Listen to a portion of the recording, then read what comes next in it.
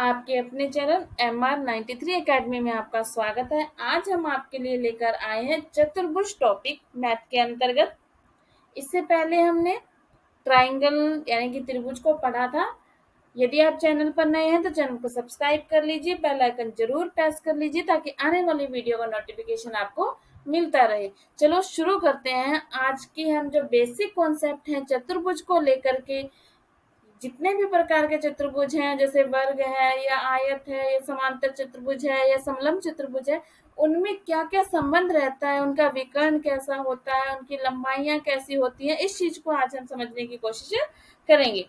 क्योंकि अगर अपने को ये कॉन्सेप्ट याद रहेंगे तो हम क्वेश्चन को के ऊपर आसानी से अप्लाई करके क्वेश्चन का आंसर दे सकते हैं। तो सबसे पहले हम बात करेंगे इसके अंदर वर्ग यानी कि स्क्वायर की। ठीक है, वर्ग आप सबको पता है, जो सामान्य बात होती है वर्ग की कि इसकी चारों भुजाएं तो क्या होंगी, बराबर होंगी, ये आपको मालूम है।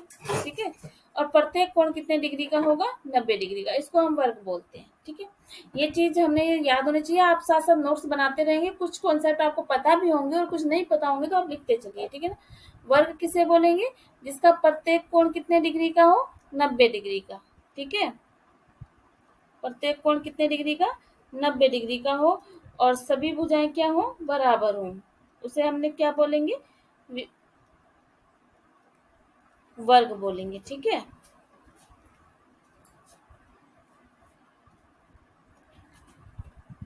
एक शीर्ष को जैसे अपने इसका नाम दे दिया ABCD, तो आपको पता है एक शीर्ष को सम्मुख शीर्ष से मिलाएंगे तो विकर्ण बनेगा। क्या बनेगा, विकर्ण बनेगा। मान लिया कि इसकी भुजा A है, तो यदि A भुजा है तो ये चारों भुजाएं क्या हो जाएंगी, A हो जाएंगी। तो इसके विकर्ण की लंबाई क्या होगी, A√2। विकर्ण क्या होता है इसका, भुजा √2।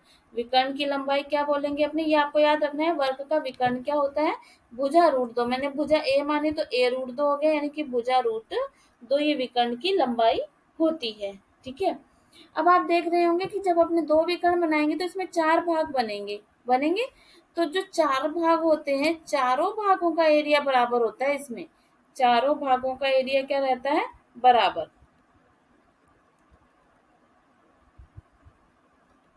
चारों भागों का एरिया क्या होता है, बराबर होता है। ठीक है, साथ ही अपने को ये याद रखना है कि इसके जो विकर्ण होते हैं, दोनों विकर्णों की लंबाई बराबर होती है। ऐसा क्योंकि कईयों में नहीं भी होती, जिसमें नहीं होती उस चीज का अपने ध्यान रखेंगे। ठीक है, दोनों विकर्णों की लंबाई क्या होती है, बराबर होती है।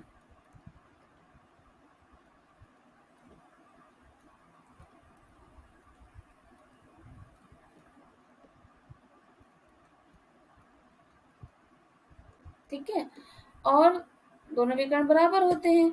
दोनों विकर्ण आपस में, यहाँ जो आपस में काटते हैं ओ बिंदु पर, वो 90 डिग्री पर काटते हैं। अपने क्या लिखेंगे, विकर्ण क्या है, 90 डिग्री पर एक दूसरे को काटते हैं।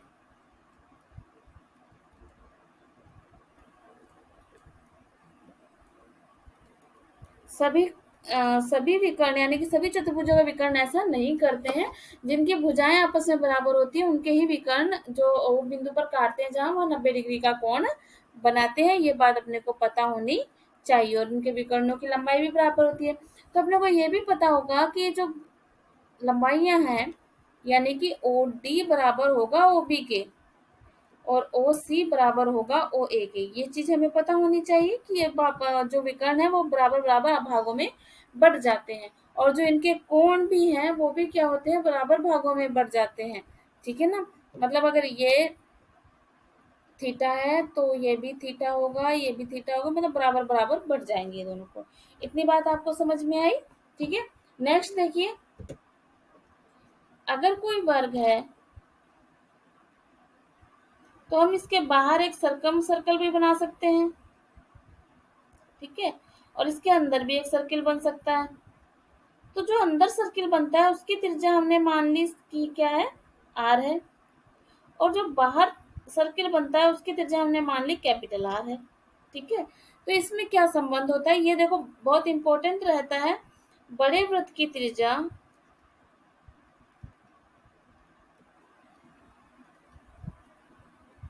आर विकर्ण का आधा होती है बड़े वृत्त की त्रिज्या, विकर्ण का क्या होती है, विकर्ण का आधा होती है, ये बात आपको याद रखनी है, ठीक है ना। कैसे, देखिए विकर्ण क्या होगा, जब अपने इसको इससे मिलाएंगे सामने वाले से तो विकर्ण बनता है। तो आप खुद ही देख लीजिए, पूरे विकर्ण की आधी ये त्रिज्या हो जाएगी कि नहीं हो जाएगी, हो जाएगी ना, ठीक है। और जो बड़ा व्रत होता है और जो छोटा व्रत होता है, इन दोनों की त्रिज्याओं का अनुपात √2:1 होता है, ठीक है ना। और बड़े व्रत का क्षेत्रफल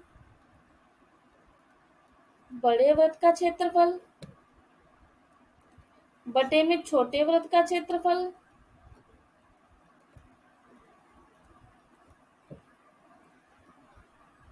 भुजा के वर्ग मतलब ये √2 का वर्ग, बड़े वृत्त का क्षेत्रफल, और छोटे क्योंकि इनका अनुपात 1:√2 होता है, और वो पाई आर स्क्वायर होता है, तो आर स्क्वायर है, पाई से पाई कैंसिल हो गया, तो कितना आ जाएगा, 2:1। कितना आ जाएगा, 2:1, ठीक है। ये आपको पॉइंट्स याद रखने हैं, ये डायरेक्ट क्वेश्चन पूछे जाते हैं, तो इसमें कुछ नहीं कि आप वहां निकालने बैठेंगे, नहीं, आपको ये चीजें याद होनी चाहिए, फैक्ट टू फैक्ट, ठीक है। नेक्स्ट देखिए, मिड पॉइंट ऑफ स्क्वायर,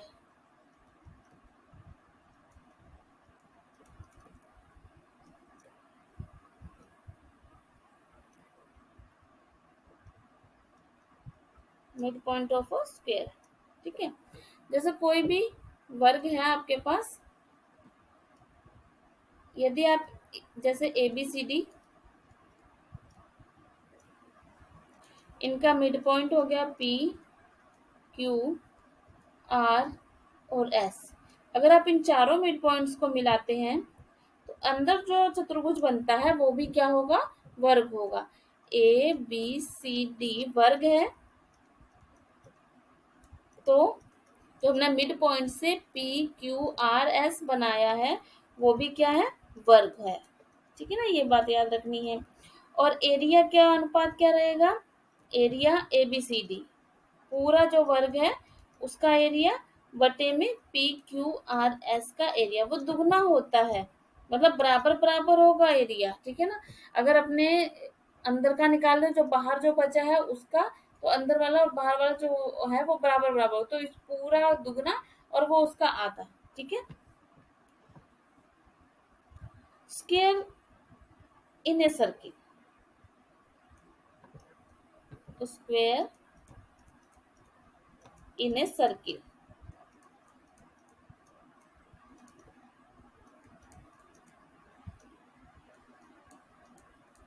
अगर कोई सर्किल है उसके बीच में इस तरह से स्क्वायर बना हुआ है, ठीक है ना, स्क्वायर बना हुआ है, तो एरिया ऑफ सर्किल और बटे में एरिया ऑफ स्क्वायर का जो अनुपात होता है वो होता है पाई/2। इसको आप याद रखेंगे कि जो सर्किल का एरिया है और जो स्क्वायर का एरिया है उनके बीच में पाई/2 होगा।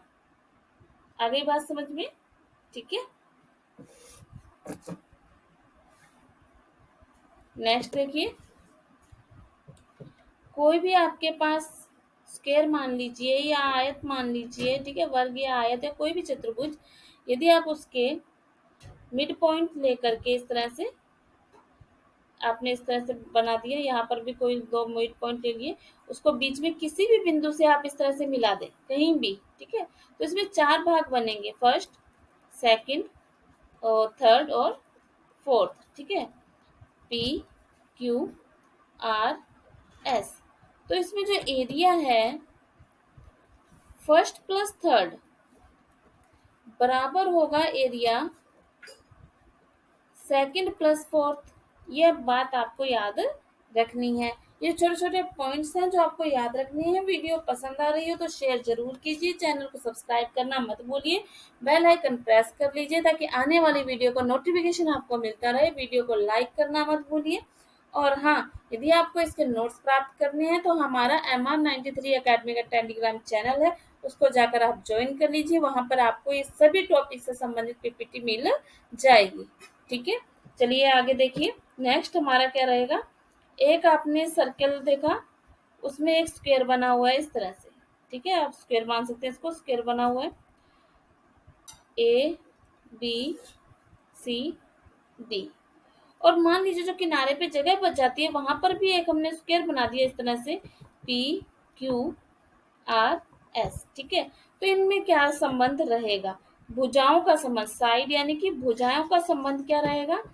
पी क्यू आर एस की भुजाएं और ए बी सी डी की भुजाएं, स्क्वायर है ना बीच में, तो क्या अनुपात रहेगा? 1:5। और एरिया का अनुपात क्या रहेगा? एरिया भुजाओं के जो वर्ग के बराबर होता है। तो पी क्यू आर एस और ए बी सी डी, तो भुजाओं का जो वर्ग एरिया का है वो 1/25 बन जाएगा। इतनी बात समझ में आ गई आपके? ठीक है, नेक्स्ट देखिए, ये हमने बात की थी वर्ग की, जिसके जो प्रॉपर्टीज थी वो मैंने आपको बताई। अब अपने आगे चलते हैं आयत की तरफ। ठीक है, आयत। आयत सामान्य परिभाषा आप जानते हैं, जिसके आमने सामने की भुजाएं बराबर हो और प्रत्येक कोण 90 डिग्री का हो, उसे अपने आयत कहेंगे। ठीक है, फिर आप अब इसकी प्रॉपर्टीज सुन लीजिए। ये हमें पता है आमने सामने की भुजाएं बराबर मतलब ये इसके बराबर है और ये इसके बराबर है, तो अपने कहेंगे इसमें जो ए बी है वो बराबर किसके हो जाएगी? सी डी के। और जो ए डी है वो किसके बराबर हो जाएगी? बी सी की। ये बराबर हो गई। अब इनके विकर्ण जो है वो भी आपस में क्या होते हैं? बराबर होते हैं विकर्ण, यानी कि ए सी बराबर हो जाएगा बी डी के। ये विकर्ण आपस में क्या होते हैं? बराबर होते हैं। ठीक है, इस तरह से।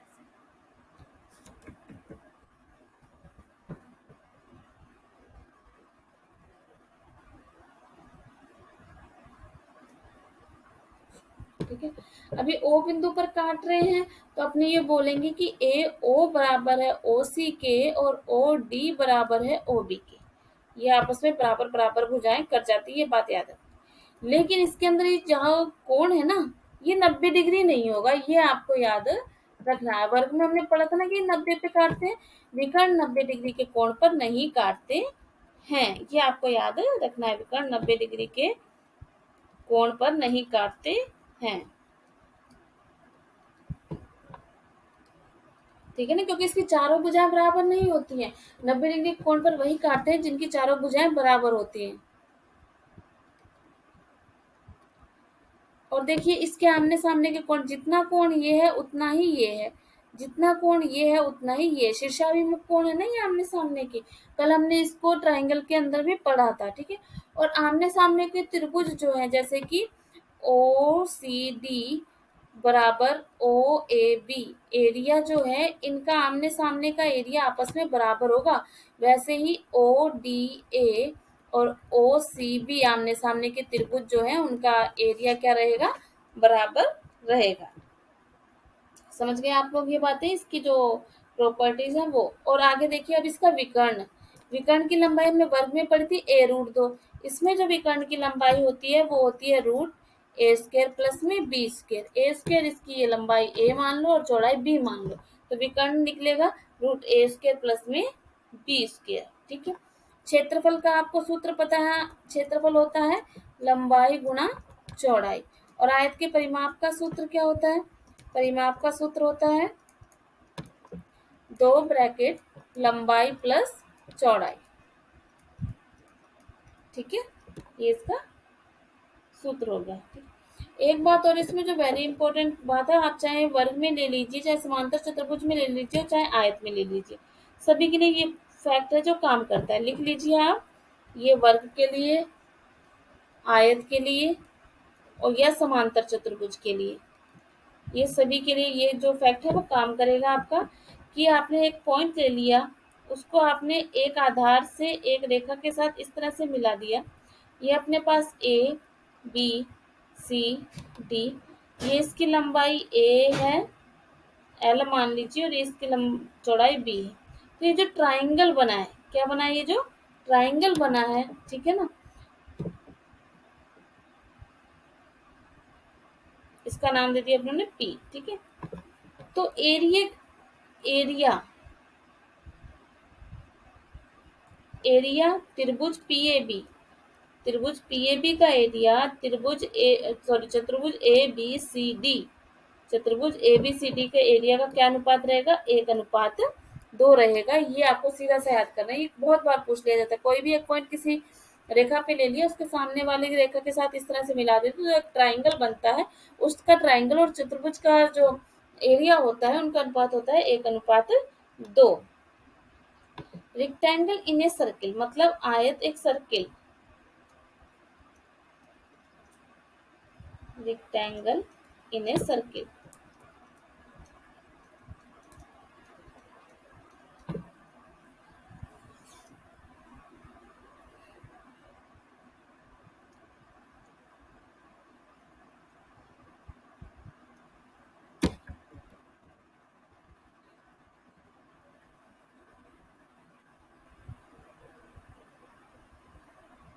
कोई सर्किल है उसमें इस तरह से रेक्टेंगल बन गया। ये यहाँ पर अगर अपने माने तो सर्किल का मिड पॉइंट है और ये इसकी त्रिज्या है, तो ये विकर्ण भी बन गया और 2r हो गई, क्योंकि त्रिज्या r थी तो विकर्ण की लंबाई कितनी हो गई इसमें 2r। और यहाँ जो अर्धवृत्त पे जो कोण बनता है ना, ये हमारा क्या है, अर्धवृत्त। क्या है ये, अर्धवृत्त। अर्धवृत्त पे जो कोण बनता है वो हमेशा 90 डिग्री होता है। ये बात आपको याद रखिए, बहुत काम आने वाली प्रॉपर्टी है ये आपकी, ठीक है ना। ए बी सी ABCD, ठीक है। अगर अपने कहें कि कोई सर्किल के अंदर जो भी चतुर्भुज बनेगा, चतुर्भुज हमेशा एक वर्ग ही होगा। ये मैक्सिमम एरिया, मैक्सिमम साइज का चतुर्भुज, मैक्सिमम साइज का जो चतुर्भुज बनेगा वो क्या बनेगा, वर्ग बनेगा। और उसका जो एरिया होता है वो होता है 2r²। क्या होता है, 2r²। ये आपको याद रखना है कि एक सर्किल है, उसके अंदर यदि एक रेक्टेंगल चतुर्भुज बनता है उसके अंदर, तो अगर उसका जो एरिया है अगर वो मैक्सिमम करना है तो वो हमेशा एक वर्ग ही बनेगा, और वर्ग का जो एरिया है उसका पूरे का वो बनेगा 2r²। समझ गए आप। चलिए आगे बढ़ते हैं।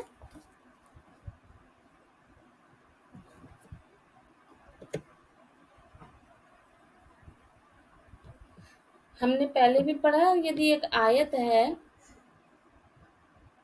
तो उसके अंदर जो सर्किल बनेगा, है ना,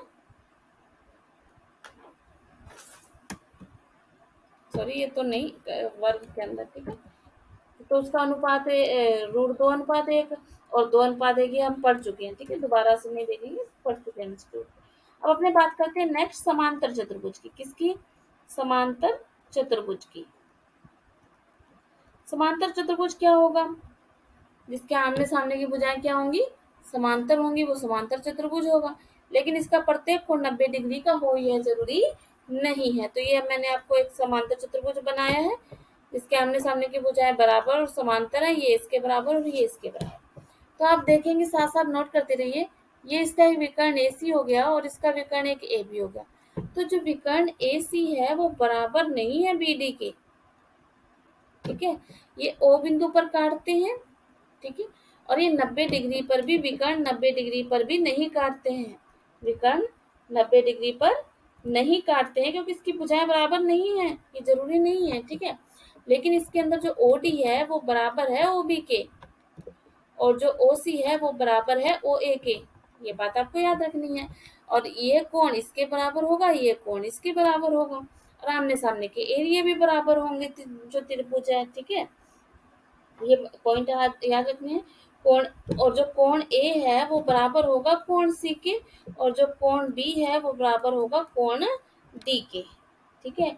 और एक ही रेखा पर बनने वाले कोण A प्लस कोण D किसके बराबर होगा, 180 डिग्री के। कोण D प्लस कोण C या कोण C प्लस कोण B या कोण B प्लस कोण A, ये सब कितने डिग्री के होंगे, 180 डिग्री के होंगे। ये समांतर चतुर्भुज की प्रॉपर्टीज हैं। समांतर चतुर्भुज का जो क्षेत्रफल होता है उसका सूत्र होता है आधार गुणा ऊंचाई। ऊंचाई आपको इस तरह से लेनी है, जो लंब डाला जाता है ना वो ऊंचाई आपको लेनी है, ठीक है। ये होती है इसकी आधार गुणा ऊंचाई से भी निकल जाएगा। या फिर आप ट्राइंगल के थ्रू निकालना चाहें तो ट्राइंगल, एक ट्राइंगल ये बन गया, एक ट्राइंगल ये बन गया, तो ट्राइंगल से भी आप इसका क्षेत्रफल निकाल सकते हैं, ठीक है। और देखिए वीडियो को लाइक करना मत भूलिए, ज़्यादा से ज़्यादा वीडियो को लाइक कीजिए, शेयर कीजिए, बेल आइकन प्रेस कर लीजिए, चैनल पर नए हैं तो चैनल को सब्सक्राइब कर लीजिए और हाँ, टेलीग्राम चैनल को ज्वाइन करना मत भूलिए। नेक्स्ट देखिए, अब हम बात करते हैं समलंब चतुर्भुज की। समलंब चतुर्भुज,